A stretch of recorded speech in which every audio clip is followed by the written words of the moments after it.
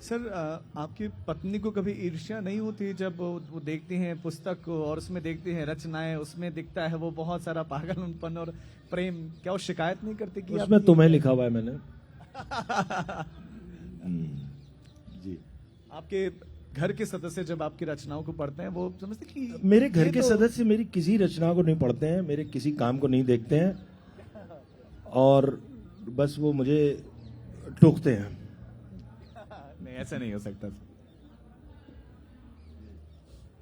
क्या मतलब थोड़ा सा और विस्तार से जानना चाहेंगे परिवार के सदस्य? नहीं, हमारे मतलब परिवार उनको में मालूम क्या- था कि हमारे घर में एक ऐसे कवि है, एक राइटर है, मल्टी नहीं, टैलेंटेड उनको व्यक्ति है। देखिए, एक तो मैं ऐसे परिवार से आता हूं जो जहां ज्यादातर सभी लोग कलाकार हैं, तो कोई किसी को कलाकार मान के राजी नहीं है।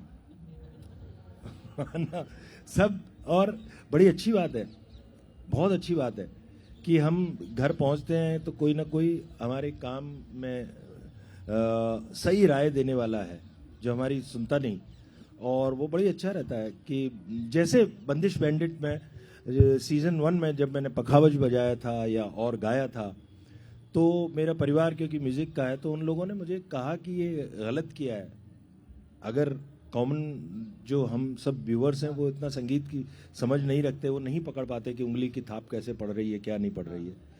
इसलिए जब सीजन 2 में कर रहा था तब मैंने मतलब बांसुरी थोड़ी आती थी, बांसुरी को और सीखा और पूरा उसको उसमें इनकॉर्पोरेट करने के लिए रिक्वेस्ट की, जैसा कि उन्होंने किया भी, ताकि घर वाले ना झाड़े मुझे। उसमें सखी मोरी पर परफॉर्म भी और किया क्या आपने। परफॉर्म भी किया, हाँ।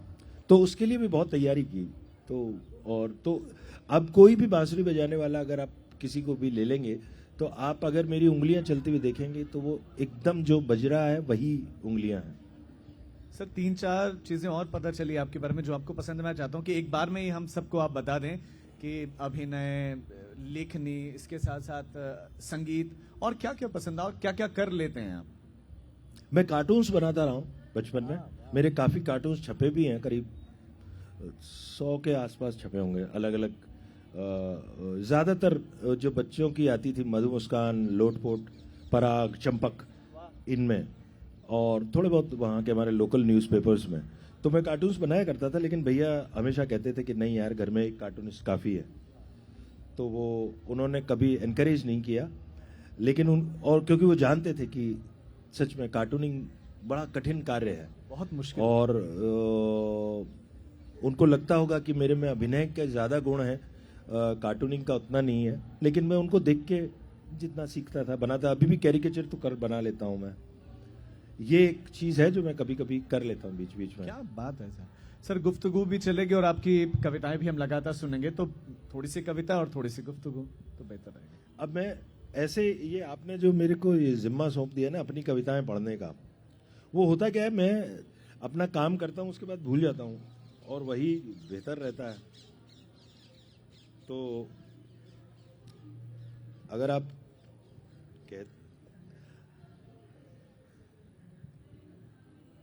चलिए, 2 छोटी छोटी कविताएं आपको और सुनाता हूं। एक कविता है जिसका शीर्षक है बिंदिया।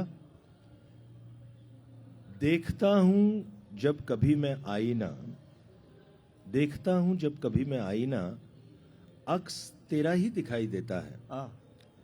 देखता हूं जब कभी मैं आईना, अक्स तेरा ही दिखाई देता है, और दिखती है ऊपर आईने के कोने में चिपकी हुई तेरी बिंदिया। और दिखती है आईने के कोने में चिपकी हुई तेरी बिंदिया, टांगे रहती है तेरे चेहरे को आईने के साथ।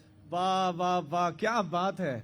बहुत सुंदर, बहुत सुंदर सर। एक ये है, एक सुनाता हूं, इसका नाम है कच्ची स्याही।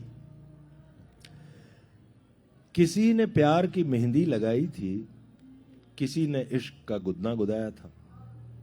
किसी ने प्यार की मेहंदी लगाई थी, किसी ने इश्क का गुदना गुदाया था।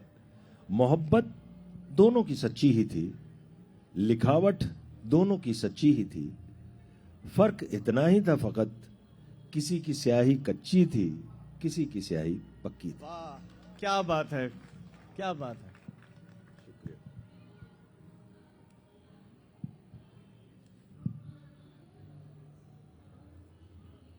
इश्क जब सर किसी का मुकम्मल होता नहीं है तो क्या उसे इश्क करना चाहिए? जो ये सवाल सोचता है वो इश्क करने लायक नहीं है दोस्त। नहीं, मेरे को लगता है इश्क एक, देखिए, इश्क नहीं है, रोमांटिसिज्म है ना, एक जीवन को लेके एक रोमांस आपके दिल में होता है, और वो सिर्फ स्त्री पुरुष संबंधों में नहीं होता है। जो प्यार करने वाला होता है उसके जीवन में हर पहलू में वो होता है, और जिसके अंदर ये यकीन है, चाहे उसको मालूम है ऐसा ना हो, फिर भी वो यकीन रखना चाहता है कि दुनिया एक दिन बहुत खूबसूरत होगी, सब कुछ अच्छा हो जाएगा। इससे बड़ा कोई रोमांस नहीं है। और जो ऐसा सोचता है कि दुनिया एक दिन यूटोपिया हो जाएगा, रामराज्य आ जाएगा, खूबसूरत हो जाएगी, हसीन हो जाएगी, वही प्यार का एक, वो प्यार उसका जो क्या कहना इंग्रेडिएंट प्यार है। लेकिन सर जब आपको मालूम हो कि सामने वाले को किसी और से इश्क है और आपका इश्क का नाम लेते उनके जहन में किसी और की तस्वीर आ जाती है, तो तब भी क्या इश्क करते रहना चाहिए? मैं मतलब ये कविता भी सुनना चाहूंगा आपसे साथ साथ। नहीं, मतलब अब मैं यहाँ पे मेरे को फिर एक वो होगा ना कि चलो अब अपन एक बड़े होने के नाते यंग लोगों को सलाह दे दे, वैसे वाला सा सवाल है ये। नहीं, प्यार आप करते रहिए, और चाहे मिले ना, उम्मीद से प्यार करेंगे तो क्या प्यार है, हालांकि उम्मीद हो जाती है।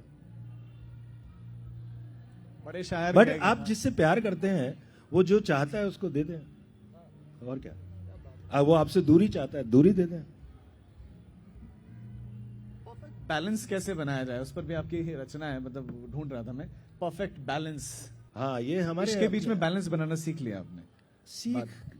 बैलेंस कभी बनता, तराजू जैसे होती है ना, वो जो बिल्कुल कांटा जब बीच में आता है ना, वो बहुत थोड़ी सी देर के लिए आता है, ज्यादा देर तराजू ऊपर नीचे ही होती रहती है।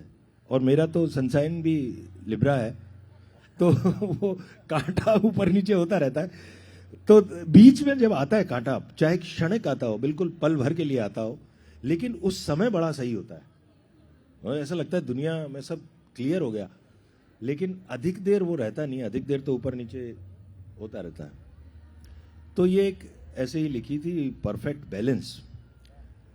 शिकायतों की फेहरिस्त बनाने बैठा हूं, शिकायतों की फेहरिस्त बनाने बैठा हूं, कागज के बीच एक लकीर बनाई है, एक और शिकायतें खुद से, दूसरी तरफ शिकायतें जमाने से। क्या बात है, क्या बात है। एक और शिकायतें खुद से, दूसरी तरफ शिकायतें जमाने से। ये एक धड़ा हमेशा भारी हो जाता है, पर उस कागज से बनाया हवाई जहाज परफेक्ट बैलेंस के साथ बालकनी से उड़ा अभी।